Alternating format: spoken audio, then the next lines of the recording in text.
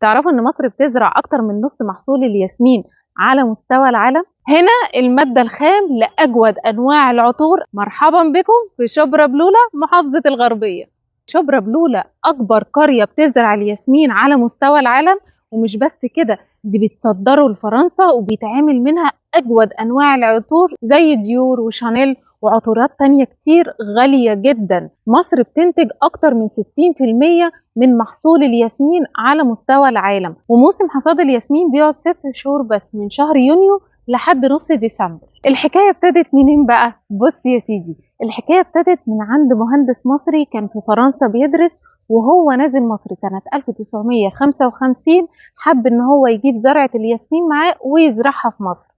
المهندس ده كان اسمه أحمد باشا فخري، وده كان من كبار ملاك الأراضي الزراعية في مصر. ورغم امتلاكه لأراضي كتير جدا، إلا إنه شاف في شبرا بلولة إن هي الأرض الصالحة لزراعة الياسمين دونا عن أي أرض تانية موجودة في محافظة الغربية أو أي محافظة تانية. بعد توسعه في زراعة الياسمين فتح مصنع استخلاص زيوت الياسمين ويصدرها لفرنسا، اسمه مصنع فخري، ولسه موجود لحد دلوقتي. المصنع ده شغلته بعد ما المزارعين يجمعوا المحصول بيتحمل على عربيات وبيروحوا المصنع، هناك بيستخلصوا منه الزيوت ويتعمل عجينة الياسمين ويتصدر لبره. لأن قبل المصنع ده كان الياسمين بيتصدر زي ما هو كده، فكان ممكن يفقد منه كميات كبيرة، لكن بطريقة استخلاص الزيوت وعجينة الياسمين تم الحفاظ عليه بشكل كبير. وبعد ما زرع أرضه ابتدى الموضوع ينتشر بين الأهالي، وكل واحد ياخد حتة أرض ويزرع الياسمين فيها. علشان كده شبرا بلولة بقت أكبر مكان بيزرع الياسمين ويصدره على مستوى العالم. وعلى فكرة زراعة الياسمين مش سهلة خالص، المحصول ده بيتلم تقريبا من الساعة 12 بالليل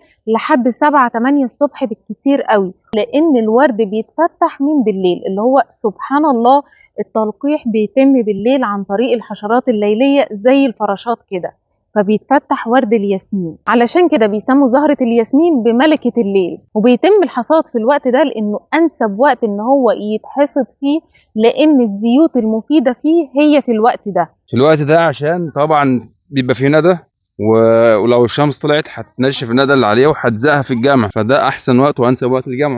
طبعا الشمس هتضايق الناس اللي بتجمع من ناحيه، ومن الناحيه الثانيه الندى اللي على الزهره هيروح، والزهرايه دلوقتي مصحصحه زي ما انت شايفه كده، لو الشمس طلعت عليها هتدبل. انا النهارده جيت الساعه 4 الفجر علشان اشوف المحصول بيلموه ازاي، علشان يعرفوا يجمعوا المحصول بقى والحصاد وكده. لازم يلبسوا كشاف زي ده كده، انا جايباه معايا عشان عارفه ان انا جايه بالليل، فقلت اجيبه معايا بقى ايه ونحصد الياسمين. ما ينفعش تاخد كومه كده مع بعضها وتشيلها، لازم يتشال واحده واحده علشان هو رقيق جدا. اسمه ياسمين، لازم يبقى رقيق طبعا. انا بعمل ايه عشان ما يبوظش كده، عشان ولا تحمر ولا تتعجن في بعضها. على فكرة الشغلانة دي متعبة جدا، يعني بجد مرهقة جدا للظهر وللجسم. ليه؟ لأن الشجر قصير والورد ما شاء الله طالع في كل حتة، فلازم يجمعوا من كل حتة وردية وردية، 2.5 أو 3 في الكيلو، علشان خاطر تعرف تجمع ورد كتير، لأنه طبعا خفيف ما بيجمعش وزن كتير. وعلى قد ما انت واقف في زرع وشامم ريحه الياسمين وشايف الورد الابيض بريحته الجميله دي، الا انه بيدي طاقه ايجابيه، بس مع الوقت ان انت واقف بتحصد الحاجات دي بيطلع مخدر بيخليك تنام. يعني المزارعين هنا بعد ما بيخلصوا المحصول يروحوا يناموا، لان بيطلع ماده مخدره. سبحان الله، اللي هو شايفينه من بره حلو وريحته جميله، بس ما تقدرش تستحمله كتير علشان تقعد في وسط مزارع الياسمين زي ما المزارعين هنا بيقعدوا، لان هي شغلانه متعبه في نسبه منوم ان بيخدر الجسم، لازم تنامي بعديه. كل اللي بيجمع لازم ينام.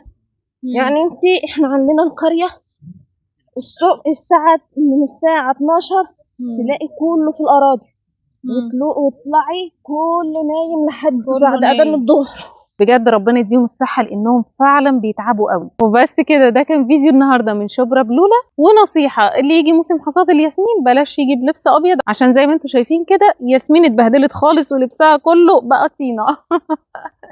يا رب يكون عجبكم فيديو النهاردة. لو عجبكم الفيديو لايكات كتير وفولو وشير عشان غيرك يستفاد، واستنوني في الفيديو الجاي. أنا ياسمين الجلاد، سلام.